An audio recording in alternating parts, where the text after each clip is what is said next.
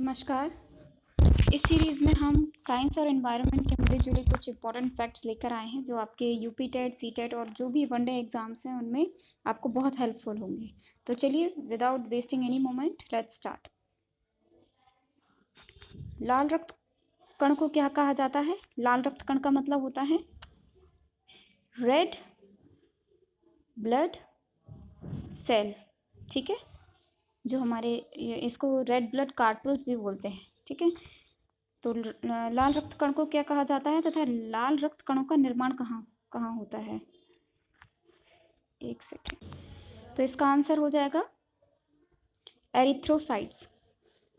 तो जो लाल रक्त कण है उनको एरिथ्रोसाइट्स कहा जाता है। और लाल रक्त कणों का निर्माण कहाँ होता है? तो वो होता है अस्थि मज्जा। अस्थि मज्जा को बोलते हैं बोन मैरो। ठीक है, bone marrow. Okay, now next question is श्वेत रक्त कणों को क्या कहा जाता है? ऐसे ये हो गई white red cells, white blood cell sorry, इसको बोलते हैं ल्यूकोसाइट्स। अब लाल रक्त कण का जीवन काल कितना होता है? तो ये है 120 डेज। श्वेत रक्त कणों का जीवन काल क्या होता है? तो ये है 1 से 4 दिन। सर्वदाता रक्त समूह यानी यूनिवर्सल डोनर कौन सा होता है? तो ये है ओ। ब्लड के जो टाइप्स होते हैं, ठीक है, ये 4 तरीके के होते हैं, ए बी और ओ। इसमें ए बी जो होता है वो यूनिवर्सल रिसेप्टर होता है और ओ जो होता है वो यूनिवर्सल डोनर होता है। क्या तात्पर्य है यूनिवर्सल डोनर और यूनिवर्सल रिसेप्टर का? कि ओ जो जो है वर्ग समूह है, रक्त वर्ग समूह है, वो किसी भी वर्ग समूह को जो है वो ब्लड डोनेट कर सकता है, चाहे वो ए हो, चाहे बी हो और चाहे ए बी हो, और ओ को भी दे सकता है वो। और ए बी जो कि वो यूनिवर्सल रिसेप्टर है, सर्वग्राही है, तो वो क्या कर सकता है? वो किसी से भी ले सकता है। ये ए वाले से भी ले सकता है, बी वाले से भी ले सकता है, और ए बी से तो ले ही सकता है और ओ से भी ले सकता है। ठीक है, ओ चूंकि यूनिवर्सल डोनर है तो ये इसी को दे सकता है। और ए बी वाला दे किसको सकता है? तो ए बी वाला केवल और केवल ए बी को दे सकता है। ठीक है, ओ वाला ले सिर्फ ओ को सकता है, ओ से सकता है, लेकिन दे बाकी सभी को सकता है। ठीक है, ये आई थिंक अब आपको कंसेप्ट क्लियर हो गया होगा। तो इस तरीके से हमने देखा कि सर्वदाता रक्त समूह ओ है और सर्वग्राही रक्त समूह ए बी है। रक्त समूह कौन कौन से होते हैं? जैसा कि अभी आपको बता दिया कि ए बी और ओ। नेक्स्ट क्वेश्चन, नेक्स्ट पॉइंट है मानव शरीर का ब्लड बैंक क्या कहलाता है? तो वो है स्प्लीन या प्लीहा। यहाँ पे एक इंपॉर्टेंट फैक्ट ये है कि प्लीहा को ही लाल रक्त कणिकाओं का शमशान गृह भी कहा जाता है। यही प्लीहा होती है जहाँ पर लाल रक्त कणिकाएं जो हैं वो नष्ट भी हो जाती हैं। तो ब्लड बैंक और ये भी स्प्लीन होती है, और इसी स्प्लीन या प्लीहा को भी लाल रक्त कणिकाओं का शमशान गृह भी बोलते हैं। ये क्वेश्चन डायरेक्ट आया है, इसीलिए यहाँ पर नोट करके यहाँ पे आपको दे दिया गया है। मानव शरीर में खून किसकी उपस्थिति के कारण नहीं जमता? जैसे आपने देखा होगा कि जब हमें चोट लग जाती है तो ब्लड अगर बाहर आता है तो कुछ टाइम के बाद वो उसकी क्लॉटिंग हो जाती है, थक्का जम जाता है। आप मुझे कमेंट सेक्शन में ज़रूर बताएं कि ब्लड की क्लॉटिंग होने के लिए कौन सा विटामिन जिम्मेदार होता है, और कौन से विटामिन की कमी हो जाती है तब ब्लड की क्लॉटिंग नहीं होती, खून रुकना बंद नहीं होता है, और कभी कभी इतना खतरनाक स्टेज हो जाती है कि जो है पीड़ित की जान भी चली जाती है। खैर, हम बात कर रहे थे कि मानव शरीर में, चूंकि हमारी ह्यूमन बॉडी में जो है वो खून का प्रवाह निरंतरता में है, निरंतर बना रहता है। और ह्यूमन बॉडी में खून किस वजह से नहीं जमता है अंदर? वो होता है तत्व हेपेरिन। हेपेरिन की वजह से खून अंदर नहीं जमता है। लेकिन जब चोट लग जाती है तो उस जगह की पे खून की क्लॉटिंग होनी ज़रूरी होती है। चलिए मैं आपको आंसर बता देती हूँ, ये है विटामिन के। ठीक है, विटामिन के की वजह से ब्लड की क्लॉटिंग होती है। ब्लड की क्लॉटिंग के लिए रिस्पॉन्सिबल यही होता है। ब्लड की क्लॉटिंग अंदर नहीं, ब्लड की क्लॉटिंग जो बाहर, थक्का जम जाता है खून का, चोट लग जाती है तो खून सूखने लगता है। वो ज़रूरी भी है, क्योंकि अगर खून आपका बहता रहेगा तो इससे क्या होगा कि ब्लड लॉस बहुत ज़्यादा हो जाएगा और सीवियर सिचुएशन भी आ सकती है, डेथ का कॉज भी बन सकता है ये। ठीक है, अब जैसे कि हम सब लोग जानते हैं ब्लड में हीमोग्लोबिन होता है। तो हीमोग्लोबिन का कार्य क्या होता है? तो हीमोग्लोबिन का कार्य है ऑक्सीजन का परिवहन। हम ऑक्सीजन अपने नोस्ट्रल्स के थ्रू लेते हैं, फेफड़ों में पंप होती है और उसके बाद ब्लड में जो हीमोग्लोबिन होता है उसमें घुल जाती है और हीमोग्लोबिन जो है वो उसको पूरे बॉडी में परिवहन उसका कर देता है। तो ये इसका हीमोग्लोबिन का काम होता है। हीमोग्लोबिन में कौन सा तत्व पाया जाता है? तो वो है आपका आयरन या लोहा। ठीक है। रक्त की शुद्धियाँ किस अंग में जाकर छनती हैं? हमारे ब्लड में जो इम्प्योरिटीज होती हैं वो वृक्कों में। ठीक है। किडनीज। पचे हुए भोजन का अवशोषण कहाँ होता है? वो होता है छोटी आंत। दो तरीके की आंत होती है, बड़ी आंत, छोटी आंत। तो फाइनली जो भोजन का बचा हुआ जो भोजन है उसका अवशोषण जो है वो छोटी आंत में होता है। पित्तरस यानी कि बाइल जूस। पित्तरस यानी बाइल जूस स्रावित कहाँ से होता है? वो होता है लिवर से, यकृत जिसे बोलते हैं। कभी कभी आप लोगों को इनके जो हैं ये हिंदी वाले टर्म्स भी याद होने चाहिए अच्छे से, इनमें कन्फ्यूजन नहीं होनी चाहिए। कभी कभी वृक्क, यकृत, इन सब चीज़ों में लोगों को कन्फ्यूजन हो जाती है। ठीक है। यहाँ पर एक चीज़ और नोट कर लीजिए कि यकृत शरीर की सबसे बड़ी ग्रंथि होती है। अगर ग्लैंड की बात आ जाए किसी ह्यूमन बॉडी में, सबसे बड़ी ग्लैंड कौन सी होती है? तो वो है हमारा लिवर, यकृत। और यहीं पर विटामिन ए का संचय होता है। ध्यान रखिए ये दोनों क्वेश्चंस आए हैं कि शरीर की सबसे बड़ी ग्रंथि कौन सी है, then you will tick on liver या यकृत। और विटामिन ए का संचय कहाँ पर होता है? तो वो यकृत में। यह क्वेश्चन घुमा के भी पूछ सकते हैं कि यकृत में किस विटामिन का संचय होता है? तो answer will be vitamin A. अब हो गई ये सबसे बड़ी ग्रंथि की बात। तो अब सबसे छोटी ग्रंथि जिसे मास्टर ग्रंथि भी बोलते हैं, ये क्या है? ये माफ़ी चाहूँगी, ये थोड़ा सा टाइपिंग एरर हो गया है। ये पिट्यूटरी ग्लैंड है, ये थोड़ा सा इसमें एरर हो गया है। मानव शरीर में हड्डी, पसली और मांसपेशियों की संख्या कितनी होती है? तो देख लीजिए, हड्डियाँ होती हैं 206, पसलियाँ होती हैं 12 जोड़ी और मांसपेशियाँ वैसे मोर देन 600 होती हैं, 600 से ज़्यादा। लेकिन यहाँ पर एक एग्जैक्ट मतलब लगभग लिखने की कोशिश करी गई है, तो वो है 639। ठीक है, ये 639 है। लार में कौन सा एंजाइम पाया जाता है? तो लार में पाए जाने वाले एंजाइम का नाम है टाइलिन। मानव शरीर का सबसे बड़ा अंग और सबसे बड़ी कोशिका कौन सी है? तो सबसे बड़ा अंग त्वचा है। देखिए, सबसे बड़ी ग्रंथि आ जाए तो आप यकृत पे टिक लगाएंगे, लेकिन सबसे बड़ा अंग आ जाए तो आप त्वचा पे टिक लगाएंगे। और सबसे बड़ी कोशिका तो वो है तंत्रिका तंत्र, जो कि हमारा नर्वस सिस्टम। मूत्र में दुर्गंध का कारण क्या होता है? यूरिया की उपस्थिति। और कभी कभी ये भी डायरेक्ट पूछ लिया गया है कि मूत्र का पीएच कितना होता है? तो वो 6 है। शरीर का सामान्य ताप क्या होता है? तो अब ये देखिए, ताप को मैंने यहाँ पे डिग्री फ़ारेनहाइट, सेल्सियस और केल्विन तीनों में लिख दिया है, जो कि ताप के पैमाने हैं। डिग्री फ़ारेनहाइट में 98.6 है, सेल्सियस में 37 डिग्री सेल्सियस है और केल्विन में 310। और इसका फॉर्मूला ये होता है कि सपोज दैट अगर कभी क्वेश्चन में ऐसे दे दिया कि किसी व्यक्ति के शरीर का ताप सेल्सियस इतना इतना है, कोई सा भी कितना भी सेल्सियस सपोज दैट दे दिया, और फिर उसके बाद आपसे पूछा कि इसका फ़ारेनहाइट में टेम्परेचर क्या होगा। So this is the formula. And मैं एक बार फिर से लिख देती हूँ अगर आपको क्लियर ना हो। C/5 is equal F-32/9 is equal K-273/5। तो इनमें से अगर आपको कोई सी भी एक यूनिट पता है तो आप कुछ भी निकाल सकते हो उसमें से। ठीक है। मस्तिष्क और सर के अध्ययन को क्या कहा जाता है? जैसा कि मैंने आपको कहा था, ये कुछ कंबाइंड क्वेश्चंस हैं, पिछले सालों के पेपर में आए हुए हैं, जस्ट फॉर योर रिवीजन। तो ऐसे एक ये क्वेश्चन भी आया है कि मस्तिष्क और सर के अध्ययन को क्या कहा जाता है? तो वो है फ्रेनोलॉजी। मानव त्वचा का अध्ययन क्या कहलाता है? डर्मेटोलॉजी। कीड़ों के अध्ययन करने वाली विज्ञान की शाखा को क्या कहते हैं? एंटोमोलॉजी।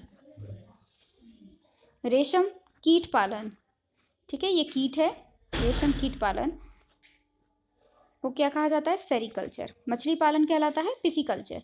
ब्रेल लिपि, ये देखिए थोड़ा सा ब्रेल लिपि के बारे में देख लेते हैं। यह लिपि उन व्यक्तियों के लिए उपयोगी होती है जिनकी आंखों में कोई विकृति पाई जाती है। सपोज दैट कोई व्यक्ति दिव्यांग है, आंखों से की रोशनी उसकी नहीं है, तो उनके लिए, उनके पढ़ने लिखने के लिए ये ब्रेल लिपि होती है। इसमें कुछ पॉइंट्स होते हैं, अभी एकदम से रिकॉल नहीं हो रहा, आई थिंक 63 करके पॉइंट्स होते हैं कुछ। तो उसकी सहायता से इनकी ये पूरी एक स्क्रिप्ट तैयार होती है जिसको ब्रेल स्क्रिप्ट कहा जाता है। और इसके आविष्कारक कौन थे? वो लुई ब्रेल थे। एक्चुअली लुई ब्रेल खुद भी एक ऐसे व्यक्ति थे जिनको आँखों की प्रॉब्लम थी, जिनको के पास आँखों की रोशनी नहीं थी। तो अपनी समस्या के समाधान के लिए उन्होंने इस लिपि का आविष्कार किया था 1821 में। अमेरिका की लेखिका और प्राध्यापिका हेलन ए केलर केलर आपने आई होप इनका नाम सुना होगा। ये बहुत बड़ी शख्सियत है, ये एक अमेरिका की हेलन केलर। ये मतलब अगर जब भी ब्रेल लिपि का कोई भी कंसेप्ट आता है तो वहाँ पर इनका नाम ज़रूर आता है। तो उनकी किताब है, ये बुक का नाम बहुत ज़रूरी है, आप इसे याद रखिएगा, story of my life. Next point है red data book. Red data book के बारे में अगर आपको डिटेल में जाना है तो हमारे चैनल को विजिट करके और उसकी वीडियोस को आप देख लीजिए तो आपको और क्लियर हो जाएगा। एनवायरनमेंट से रिलेटेड एक वीडियो बनाया हुआ है हमने, उसमें आपको ये सारी चीज़ें और भी क्लियर हो जाएंगी। तो रेड डेटा बुक के बारे में थोड़ा सा देख लेते हैं कि इसे IUCN जारी करता है। IUCN का मतलब होता है international union for conservation of nature. ठीक है, तो ये विश्व की संकटापन्न प्रजातियों का रिकॉर्ड करती है। ये रेड डेटा बुक में जो संकटापन्न प्रजातियां, इनका प्रजातियों से तात्पर्य है कि वो एनिमल्स भी हो सकते हैं और प्लांट्स भी हो सकते हैं। ठीक है, एनिमल्स और प्लांट्स दोनों ही हो सकते हैं। और ये 9 कैटेगरीज में जो है वो अपनी रिपोर्ट में लिखती हैं। उसमें आपका एक्सटिंक्ट, जो बिल्कुल ही विलुप्त हो गए हैं उनको एक्सटिंक्ट, ठीक है, और ये नियर थ्रेटन, संकटापन्न, और आपके कई सारी उसमें हैं ये जो निकालती हैं। ये अलग अलग कैटेगरीज में इसको डिवाइड करके रखती हैं। पेट्रोलियम के उत्पाद कौन कौन से होते हैं? तो पेट्रोलियम के उत्पाद हैं CNG, पैराफिन, मोम, केरोसिन। पृथ्वी पर दिन रात होती है, उसका कारण क्या है? तो पृथ्वी का अपनी अक्ष पर चक्कर लगाने के कारण। आप सभी लोग जानते होंगे, नहीं जानते हैं तो प्लीज समझ लीजिए। अर्थ क्या होती है? सपोज दैट ये हमारी अर्थ है, तो अर्थ का जो मूवमेंट होता है वो 2 तरीके से होता है, एक रिवॉल्यूशन, एक आपका रोटेशन। अर्थ जो है वो अपनी एक्सिस पर रोटेट करती है। सन चूंकि स्टेबल है, तो जब अर्थ अपनी एक्सिस पर रोटेट करती है, सपोज दैट ये उसकी एक्सिस है, ठीक है, ये जब अपनी अपनी एक्सिस पे रोटेट करेगी तो दिन और रात हो जाएगा। और जब ये सन के अराउंड घूमेगी, ठीक है, तो वो ऋतु परिवर्तन हो जाएगी। ऋतुओं से मतलब है कि जब ये सन के नज़दीक होगी तो वहाँ पर जो है गर्मी का सीज़न रहेगा, और जो वो अर्थ सन से दूर रहेगी जब अर्थ, तो वहाँ पर मौसम जो है वो ठंडा रहेगा, यानी सर्दियों का मौसम रहेगा। अब और चूंकि जब अर्थ अपनी एक्सिस पर ही घूम रही है, अक्ष पर, तो जो पार्ट सन के सामने रहेगा वहाँ पर दिन रहेगा और पीछे वाले पार्ट में नाइट हो जाएगी। ठीक है, तो ये कंसेप्ट क्लियर हो गया कि जब अर्थ जो है वो अपने एक्सिस पर रोटेट करेगी तो दिन रात होंगे, और जब वो सन के अराउंड मूवमेंट करेगी रोटेट करते हुए, तो वो ऋतुओं में परिवर्तन हो जाएगा। तो यही इन दोनों पॉइंट्स में लिखा हुआ है कि पृथ्वी पर दिन रात होती है अपने एक्सिस पर चक्कर लगाने के कारण, और ऋतु परिवर्तन होता है सूर्य के चारों ओर चक्कर लगाने के कारण। आसुत जल यानी डिस्टिल्ड वाटर होता है, क्या होता है? ये विद्युत का कमजोर चालक है। It is a poor conductor of electricity. मृत वनस्पतियों के कार्बनीकरण से कौन सा पदार्थ बनता है? तो ऑब्वियसली बात है वो कोयला ही होगा, क्योंकि कई हजार साल तक जब पेड़ पौधे और जीव जंतु जो है वो मर जाते हैं और फिर कार्बनाइजेशन की प्रोसेस होती है, तो फिर उससे कोयले का निर्माण होता है। अब कोयले में भी कई सारे हैं, आपका लिग्नाइट कोयला, पीट कोयला, एंथ्रासाइट। तो जो एंथ्रासाइट कोयला होता है उसमें कार्बन का परसेंटेज बहुत ज़्यादा होता है, और वो सबसे अच्छा इसका प्रकार होता है। वर्षा की मात्रा किस चीज़ पर निर्भर करती है? वो वायुमंडल की नमी पर, यानी ह्यूमिडिटी। ह्यूमिडिटी, जितनी ज़्यादा ह्यूमिडिटी होगी उतना ही ज़्यादा बारिश की संभावना बढ़ेगी। पृथ्वी पर सबसे बृहद पारिस्थितिकी तंत्र, यानी सबसे बड़ा पारिस्थितिकी तंत्र कौन सा है? जैवमंडल। ऑल्दो कई सारे पारिस्थितिकी तंत्र होते हैं, वायुमंडल है और इस तरीके से जलमंडल है, लेकिन सबसे बड़ा जो पारिस्थितिकी तंत्र है वो है आपका बायोस्फीयर यानी जैवमंडल। ये कुछ अधिनियम हैं, इनको आप ज़रूर रट लीजिए।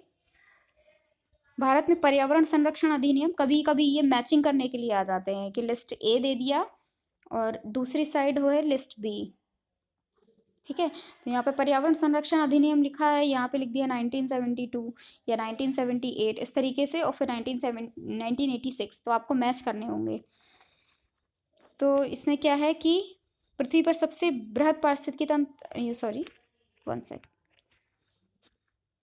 पर्यावरण संरक्षण अधिनियम कब पारित हुआ था? 1986 में, 1986। और वन्यजीव संरक्षण अधिनियम है 1972। यूएन का मतलब है यूनाइटेड नेशंस। यूनाइटेड नेशंस ने सतत विकास लक्ष्य कब तक के लिए रखा है? 2030 तक। और सतत विकास लक्ष्य क्या है ये देखिए, तो इसमें हमें 17 बिंदुओं पर काम करना है। 17 बिंदु कौन कौन से हैं? हमें गरीबी खत्म करनी है, शिक्षा का स्तर सुधारना है, स्वच्छता पर काम करना है, लैंगिक समानता पर काम करना है, पर्यावरण के लिए काम करना है। तो इस तरीके से 17 पॉइंट्स जो हैं वो यूएन ने तैयार किए हैं और 2030 तक पूरे वर्ल्ड के लिए टारगेट रखा है कि इन पर काम करना है हर देश को। और अपने यहाँ जो है वो विकास के लक्ष्य को, सतत विकास यानी विकास में सभी की भागीदारी को बनाए रखना है। ठीक है, हमारे इंडिया में भी नीति आयोग ने इसी तरीके का एक एक्शन प्लान तैयार किया गया है और उसमें 17 की जगह 16 जो है वो टारगेट को रखा गया है। 16 पॉइंट्स है जिनको टारगेट करने के लिए हम कोशिश कर रहे हैं। टीबी का एक वो आया है कि ट्यूबरकुलोसिस को यूएन ने ख़त्म करने का टारगेट रखा है 2030 तक, ये क्वेश्चन आ जाता है। और इंडिया का टारगेट है 2025 तक। ठीक है, 5 साल पहले यूएन से। अब ये सतत विकास की अवधारणा कहाँ से आई थी? तो 2002 में जोहान्सबर्ग में एक पृथ्वी सम्मेलन हुआ था और उसका जो एजेंडा था वो था सतत विकास। तो ये सतत विकास की अवधारणा वहीं से आई है 2002 में जोहान्सबर्ग में होने वाले पृथ्वी सम्मेलन में। विश्व पर्यावरण दिवस कब मनाया जाता है? हर साल 5 जून को विश्व पर्यावरण दिवस मनाया जाता है। आपको कुछ इंपॉर्टेंट डेट्स बिल्कुल याद रखनी है क्योंकि ये इंपॉर्टेंट डेट्स पूछ ली जाती हैं। जैसे विश्व योगा दिवस, ठीक है, 21 जून को मनाया जाता है। और विश्व शौचालय दिवस, इस तरह से आपको ये सारी चीज़ें याद रखनी है। स्वच्छ भारत अभियान कब से शुरू हुआ था? तो ये सारी 2014 में जैसे ही ये बीजेपी गवर्नमेंट आई थी तो ये स्वच्छता को एक अभियान के जैसा बना दिया गया था। गांधी जी की जो है वो जयंती पर 2019 150वीं जयंती 2019 तक इसका टारगेट था। और हाल ही में कई सारे विलेजेस को मतलब एक लार्ज परसेंटेज में हमने ओडीएफ घोषित भी कर दिया है। ठीक है, उसमें भी कई सारे पॉइंट्स होते हैं कि ओडीएफ है, फिर उसके बाद आया कि ओडीएफ प्लस भी होना चाहिए। ठीक है, तो इसमें था कि कोई भी व्यक्ति खुले में शौच से उससे ना जाए। और फिर उसके बाद था कि जो भी वेस्टेज है उसको हम किस तरीके से रिसाइकिल वो उसका रीयूज़ कर रहे हैं। ठीक है, तो इस तरह से आज के लिए इतना ही। अगले सीरीज़ में और भी कुछ इंपॉर्टेंट क्वेश्चंस आपके लिए लाए जाएंगे। तब तक आप इसका रिवीजन कर दिए और कैसी लगी आपको ये वीडियो हमें ज़रूर बताएं। नमस्कार।